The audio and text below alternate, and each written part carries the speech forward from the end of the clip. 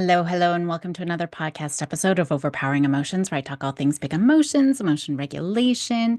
Today, we're going back to the basics, looking at some of the daily little habits that can make all the difference in the world when it comes to our emotional well-being. I am joined by special guest Keri Cooper. She's the owner of Keri Cooper Holistic Therapy in Northern New Jersey. She has her own private practice where she counsels teens and she works to give them the tools they need to navigate life. She takes a holistic approach to therapy, looking at the whole person, not just their symptoms, and really looking at that health piece as well. So she's going to help walk us through some of those daily habits that are going to help our kids build that resilience and long-term emotional and physical well-being. Hope you enjoy. Well, hello, Keri. Thank you so much for being on the show today. And thank you so much for having me. Well, why don't we start off with having you introduce yourself to everyone listening?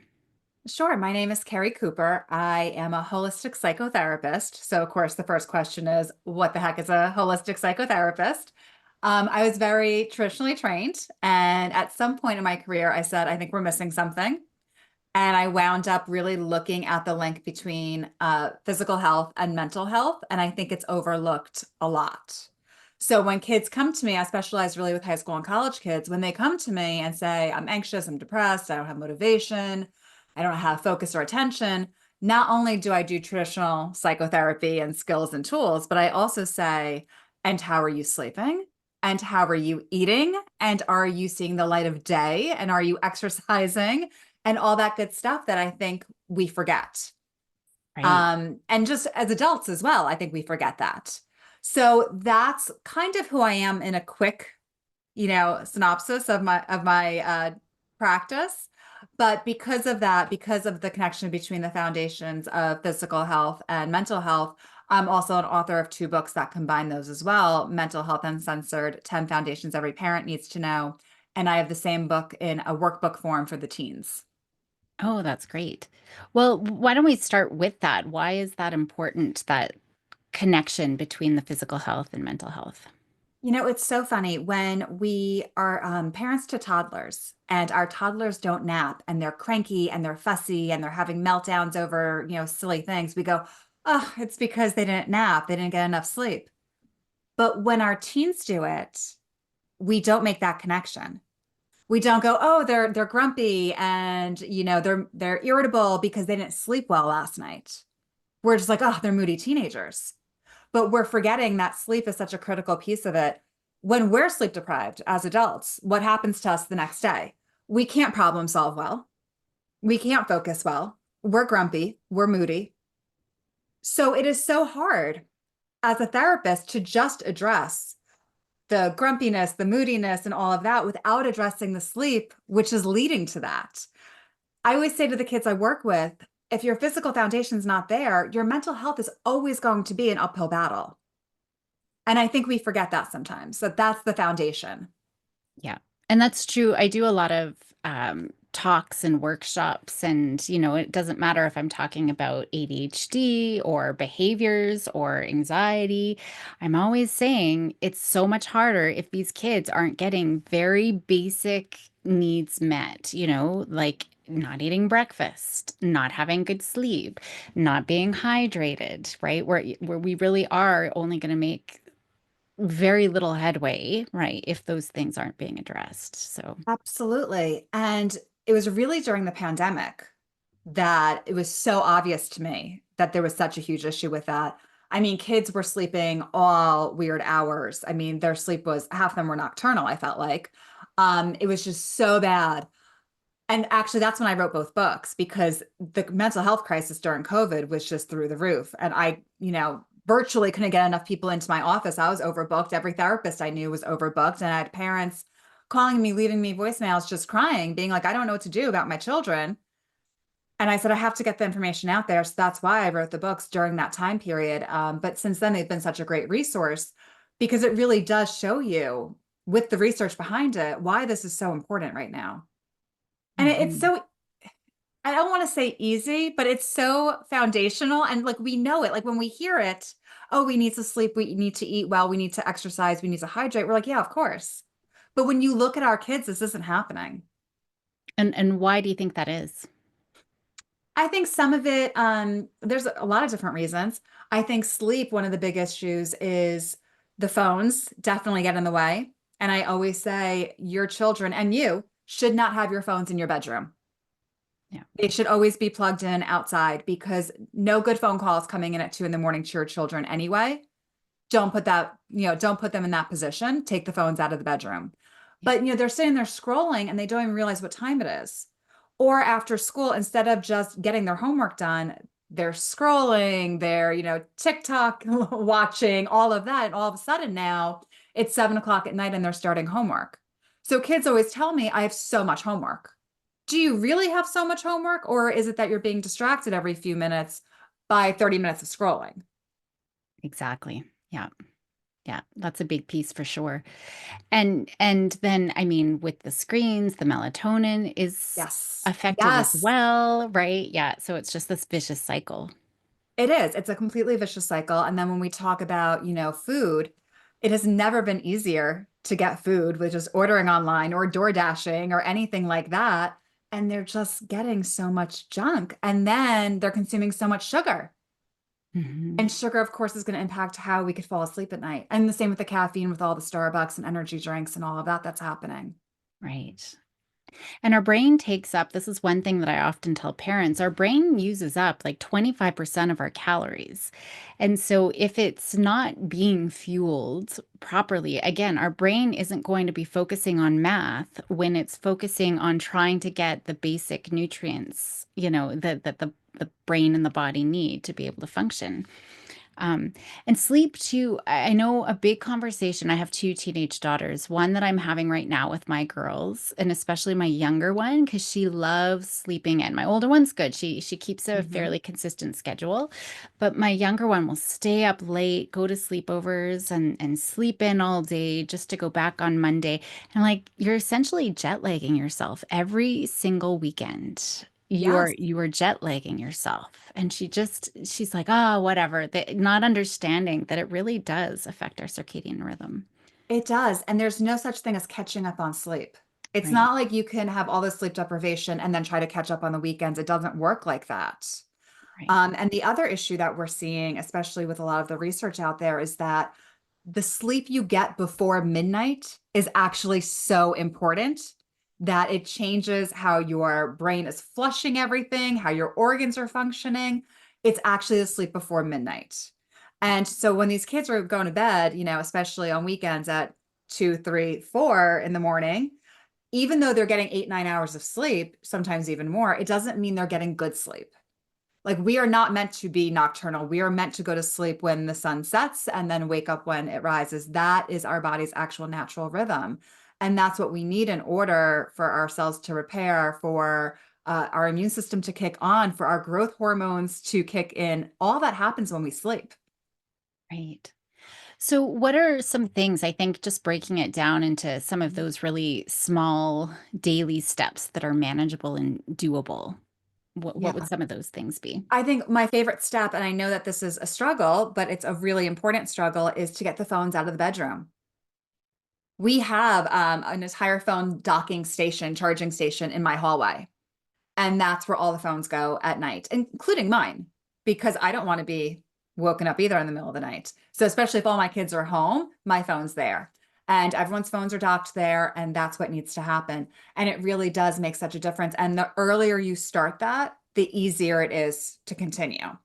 And yes, there's only, you only have so much control. When they go off to college, you obviously can't control it. But if they're in a good rhythm with it, you hope that at least they put it on do not disturb at night or something like that. That way their sleep is protected. The other thing is, when they're sitting doing their homework, try to remind them if you take your phone out of your room, you're going to get your homework done in probably half the time. And a lot of the college kids I work with have really understood this and learned this. And many of them are starting to actually leave their phones in their dorm rooms when they go to the library to get their work done because they understand it just takes them such a shorter amount of time if their phone is not with them. Yeah. They just need the experience of it first. And so if there is pushback, I always like to set it up as an experiment. Let's Hmm. experiment. Let's collect some data. What would happen? How much homework are you getting done when your phone is here versus there? Let's actually make it objective, right? And Mhm. concrete so that you can actually see the difference. Yeah, that's a great idea. Absolutely. And parents really need to model this. It's not something that you could just tell your children to do. You need to model it. So when we talk about sleep, especially, parents need to role model good sleep habits. And I've heard way too many stories of parents just not sleeping at night and, doing dishes at 4 in the morning or laundry at 3 in the morning. You need to prioritize your sleep. That way you show them how important it is. You are the role model. So because of that, because sleep has been such an issue with parents as well, I actually, side note, I also became a certified sleep science coach and I work with adults virtually on sleep because it's so important. Wow. Yeah. Yeah. It is. So are there other things that we could be doing just to help support, being able to get to sleep specifically? I'm sure there's other realms that we can look into, but with the sleep piece. Of course, I think one of the other, really important things is to try to have a good routine throughout the day in terms of not just rotting in bed. Mm. So, trying to constantly, it's hard with your teenagers, but trying to constantly get your teenagers out of their bedrooms. Help me cook dinner. Let's go for a walk. Like, try to have them out of that bedroom and connected because the more energy they're spending, the less time they're sitting in their bed, the easier it's going to be to fall asleep at night. One of the big problems I hear constantly is, well, I lay in my bed and my thoughts just wander and I can't sleep. And that's really common because your brain has not associated bed with sleep. When you only use your bed for sleep, your brain starts associating that. But when we're living out of our beds, eating in our beds, doing our homework in our beds, our mind is not associating bed equals sleep. So to start trying to have that association, to start trying to get your kids out of their room more and more, or if they are in their room, trying to encourage them to sit at a desk if they're doing work or just a chair anywhere, but not their bed. Right. And that's such a huge one. I know adults, it's a little bit easier, I think. Maybe not, because I do know a lot of adults who will sit and binge watch Netflix in their bed, Yeah. right? And so, and we know our brain is all about associations, and that's another really easy one that we think about. But I think it's just so easy to fall into bad habits, especially again, screens, whether it's a Yes. phone, whether it's a TV. So it's looking at all of those things that are keeping us in bed. Yeah. Finding a better place, another place. Yes. And it really does make such a difference. Right. Yeah. So, and again, like you want your time with your family. This is important time to connect. That's important for their mental health. That's important for all of our mental health to feel connected to human beings. And like we have our tribe, and that starts with our family. Yeah. So the more you can get them out of their rooms, and again, as they get older, it becomes more and more of a struggle. But the more you kind of encourage it as they're younger, I think the easier it is. Absolutely. Yeah. And then, And another thing that we haven't really touched on, but just a little bit, is food. right. I was going to ask about that too. Yeah. Yeah. So family dinners are huge. There's so much research behind family dinners that if you want a child who has better grades, who's less likely to use drugs, the more you have family dinner, the better all of those will be. It's a time to connect, but it's also you're getting them out of their bedroom. That way they're not, I mean, I've heard too many stories of food being served and people just coming in, grabbing their plates and going off to their bedrooms. Mhm. Eat together in the kitchen, talk. Even if it's a disaster of a family meal and everyone's fighting, it's still better than everybody being alone in their rooms eating. Yes, exactly. So don't think that you're going to have this perfect family dinner every night. You're not. Let's be realistic. But again, even the arguing and the fighting is better than everybody being in their own bedrooms. So have everybody come together at the table for dinner. And that's also important in terms of cooking healthy, nutritious meals. So your kids are getting the nutrients that they need and not being filled with sugar and processed food and then trying to, come down off that sugar to go to sleep at night. Right. Are there specific foods that would be best around that dinner time in the evening just to help promote sleep later on? There's a lot of food that is good for sleep, such as a lot of the nuts will do that for you as long as you don't have a nut allergy. Turkey's another really great one. We all know that from, Thanksgiving dinners that everyone gets tired afterwards. But really, anything that is protein based and some nice veggies, that's going to be great to help your sleep at night. Mhm. Um, the processed food is just our body needs to like break that down and It's hard work. And that's another thing. When you eat really late, when you're sleeping, your body's still trying to digest. So it doesn't have the room to do everything it needs to do while it's sleeping. So you can't just eat right before bed. What is it like 3 hours before That's around about? what they say. Everyone's Yeah, body's kind of different. right. But if you're eating dinner around like 6 o'clock at night, that's pretty good. Yeah, 6:30. yeah. And then the sun's going down, and then yeah, Mhm. we're winding down for We're winding down. Exactly. exactly. Yeah. And anything for, going to school in the morning. I don't know if that's something that you ever touch on, just when we're looking at these small little things, just to help them get their learning brain going and warmed up to go to Yeah. school. Well, you mentioned it earlier, breakfast. Yeah. It's so important. But it also depends on what breakfast are you giving your kids. Again, the sugary processed with no nutrients isn't going to help anything. It's protein, protein, protein, protein. I can't Yeah. talk about it enough. If Yeah. they have a little protein in the morning, it's going to help them focus in school. It's going to stabilize their blood sugar. A lot of the times when we talk about moody teens, you're actually talking about blood sugar, how it's being spiked and then they're crashing and then they're eating something else and they're spiking it and then they're crashing and they look like they have a mood disorder Yeah. when really it's just the sugar. Right. Yeah. And dehydration too, we Oh, know it yes. brings out cortisol. Our body produces more cortisol when we're dehydrated. So just making sure we are drinking throughout the day makes all the difference in the world. It really does. And it makes sense. And we're like, oh yeah, everyone knows this, but they don't. I just had a kid coming to my office and she was complaining about sleep. And then she walks in my office one day and she had like a 6:30 appointment and she comes in with a Starbucks. And I was like, whoa, whoa, whoa. I was like, you're complaining about sleep all the time. She's like, oh yeah, but caffeine doesn't affect me. No, no, no, caffeine does affect you. Hmm. It absolutely does. And quite substantially. Like I think the last that I heard was even after 11 o'clock in the morning, it can Mhm. really affect. And that's for adults. So I don't even know what it's like for teens. Right, absolutely. Yeah, I mean, noon is definitely the latest anyone should be having any sort of caffeine. Right. Yeah. Okay. Any other things, little habits that the kids could be doing or parents could be doing to support their kids? I think one really important thing to kind of get your kids involved in all of this is, talk to them about like, hey, especially when they get older, cooking is a life skill. And Hmm. that's something that's kind of been lost a little bit.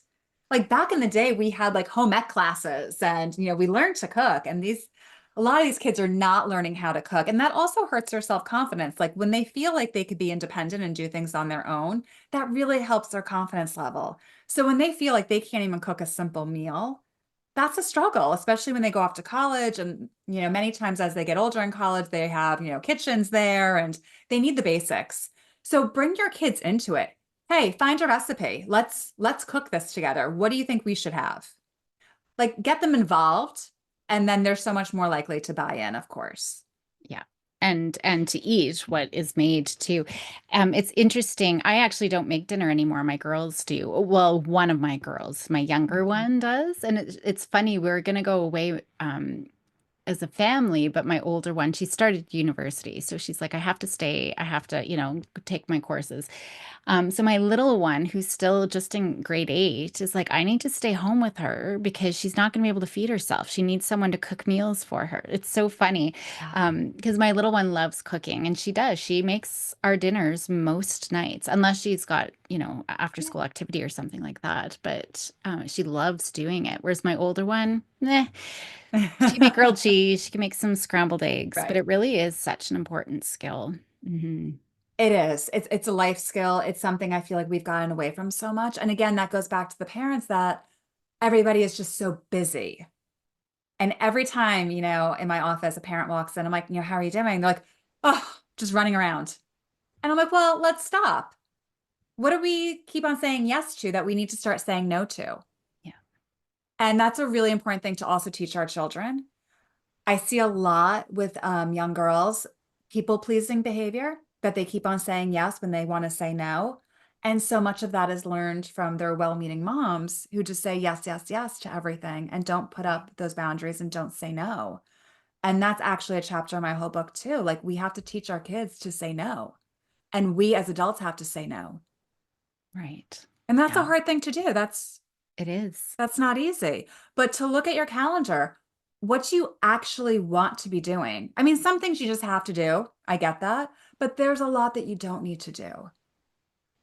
And it's being able to prioritize, like what Mhm. really is the most important. And these things that, these pillars of health, we know that they're important, just like what you said at the very beginning. We know what we're Mhm. supposed to do, but we don't do it, even though it's so simple and it would make all the difference in the world. But it really is prioritizing. I know it's hard to find the time to sit down to make a good meal and sit down and eat that meal, but it's also hard being disconnected and unhealthy and anxious. So, I'm Absolutely. always saying choose your hard, right? Yes. At the end of the And also, day. don't jump in and try to do everything at once. No, Small changes are the way to build. So if your small change is just, I want to make sure the kids are having breakfast in the morning, that's your small change that you work on. right. If the next change is dinner, great. And find out what works for you and what works for your family. I know for me, it's Sunday morning. I'm like, okay, what are we having this week? And we write out our whole meal plan and we go food shopping. And I kind of prep everything for the week, whether that be just cutting up a lot of stuff and storing it until I'm about to cook it or what I'm marinating or whatever. But once you get into the habit of it, it just becomes so much easier. But like anything, it's hard to start. But once Right. you start and stay consistent with it, it becomes second nature. Yeah, absolutely. I started doing that Sunday thing many times, but lasts for a week or two. But we do have good routines in other ways. And I think too, setting the one small piece, even if you are just focusing on dinner, but still only have one goal in that dinner. I think Mhm. parents sometimes will think, okay, we're going to do dinner, but they want it perfect, meaning Yeah. we're going to be loving each other and happy and eating healthy, and we're not fighting about food and we're not fighting. Just pick one thing. Is it to Mhm. come and connect? Is it to Right. come and eat something healthy? Just pick one thing and focus on that. Let the rest go, and then you can start building off of that. Because I think that sometimes we get wrapped up in too. I want this one thing perfect in all the ways. Absolutely. And one of the smallest steps that I find is a pretty easy one for people to start kind of on their journey of health is get rid of everything except for water in your house. Mm, I mean, it costs nothing. You're yeah, saving money.